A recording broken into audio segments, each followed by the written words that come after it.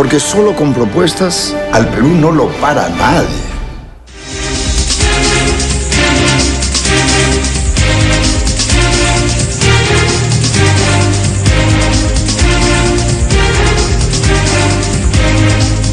Estamos, amigos, de regreso en Rumbo Electoral. 3 candidatos más aspirantes al Congreso de la República. Revisar, por ejemplo, la ley de las MIPES sería una de las tareas. Usted hablaba de la formalidad, de qué tan importante es que este 95% de pequeñas y microempresas que generan empleo diario en el país sean formales. Es importante. El empresario tiene miedo de ser formal porque se asusta. Desde el momento que va a la municipalidad le pone una serie de pretextos. Ya, sin embargo, su preocupación es el impuesto a la renta, por ejemplo. Claro, el impuesto a la renta va con relación a los trabajadores. Estamos en un país donde el 70% es gasto corriente. El 70%, esto es totalmente, en cualquier país del mundo, pues es alarmante. El gasto corriente es el pago al empleado, al trabajador. El gasto corriente es lo que se va en ¿Sus derechos laborales? Los derechos laborales. ¿Cómo podemos aumentarles a los trabajadores si es un país pobre? La única forma es que el impuesto a la renta pase para ellos, para que ellos puedan subir el sueldo de 600 soles, puedan tener una calidad de vida y que sea mensual, así como se aporta a la SUNAT, que sea el sueldo, el aporte mensual. Actualmente se paga el 30% del impuesto a la renta de la utilidad de la empresa. Esa utilidad de la empresa tiene que pasar a manos de los trabajadores para que los trabajadores puedan tener calidad de vida aquí para adelante. Y además, nosotros estamos planteando de que tengamos que hacer un cambio, tiene que ser un cambio radical desde abajo, desde abajo. Todos los candidatos han planteado 2 millones, 3 millones de impuestos. ¿Ustedes están de acuerdo o en desacuerdo, por ejemplo, con la inversión privada? ¿De cuántos puestos de trabajo hablamos? Nosotros estamos de acuerdo con la inversión privada, pero con condiciones que sean saludables tanto para las empresas privadas como para nosotros, para el pueblo. Actualmente, por ejemplo, nosotros no tenemos técnicos, no tenemos capacitación y debe implementarse descentralizadamente la capacitación a través de los gobiernos locales. Los gobiernos locales están manejando 24.000 millones de fondos y a través de los gobiernos regionales, ¿no? Y los gobiernos regionales, 16.000 y 8.000. En esa forma, y no están haciendo absolutamente nada por el fortalecimiento de capacidades. Ahora crece la economía, el país está creciendo anualmente. Oiga, yo le voy a decir... El sueldo mínimo vital, ¿qué plantean ustedes? Yo le voy a decir el gas, se descubrió el yacimiento del gas y tuvieron que llamar a la Shell. O sea, acá, teniendo dinero, podría haber habido inversión interna de parte de nuestro país, pero lamentablemente, pues, no hay capacidad de gasto, no hay capacidad de gestión.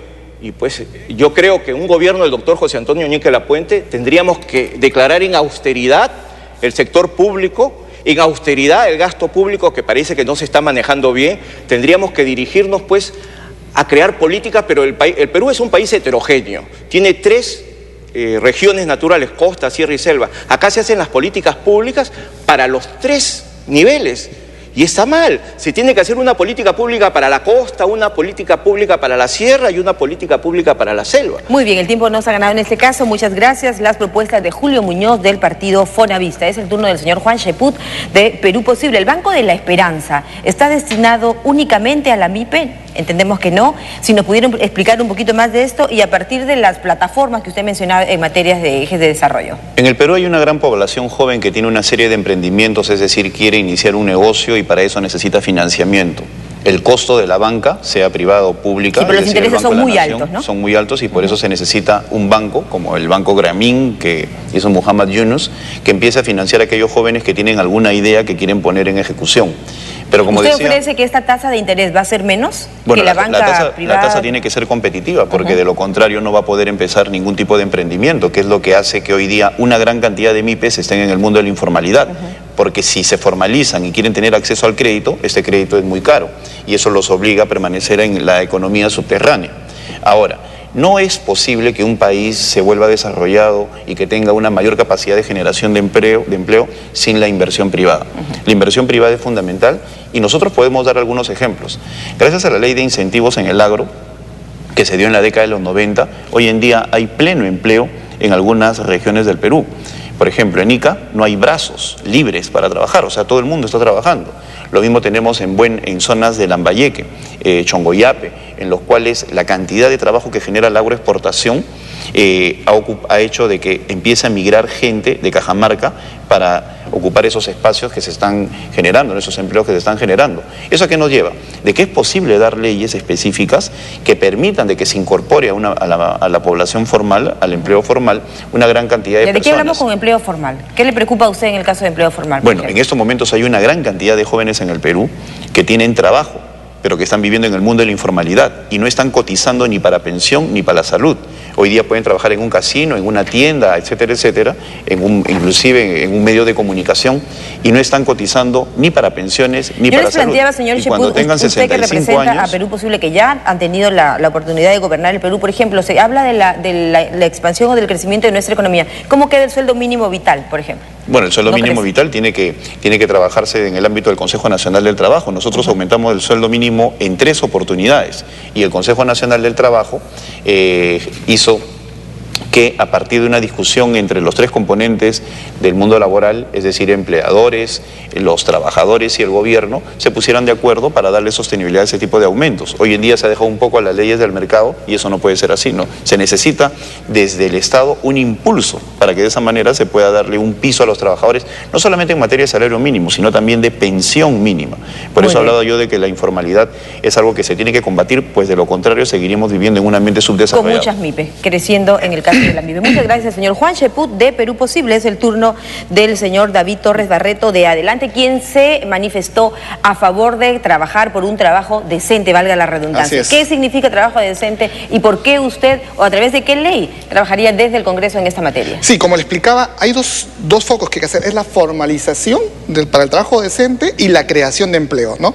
Entonces, cuando explicaba acerca de la formalización, significaba de que las empresas no formalizan a sus empleados, como lo dije antes, porque es muy caro. Entonces, porque pagar seguro social, ONP y esas cosas les eleva. Entonces, nuestra propuesta como partido es de que un 25% de ese costo laboral sea contra su ingreso a la renta. ¿Esto qué va a generar? La empresa va a decir... No, es diferente, porque él trabajaba cerca del IGB, ¿no? Pero justamente, entonces, si el empresario va a ver de que, al fin y al cabo, o el pequeño o mediano industrial va a ver que contratando empleados, él va a reducir su impuesto a la renta, va a ser importante. Ahora, pero unos dicen, sí, pero a la final el Estado va a captar menos. No, fíjense, si tenemos más empleados formalizados, va a haber... No le va a quedar muy bien esa propuesta a la SUNAT. No, pero fíjense, pero es que los impuestos sirven justamente para poder dar los servicios que el Estado brinda, por ejemplo, como salud. Pero si tenemos más empleados formalizados, lo que va a ocurrir es que va a haber mayor aporte a salud. Y salud va a poder cumplir una función esencial, que es dar salud a las personas.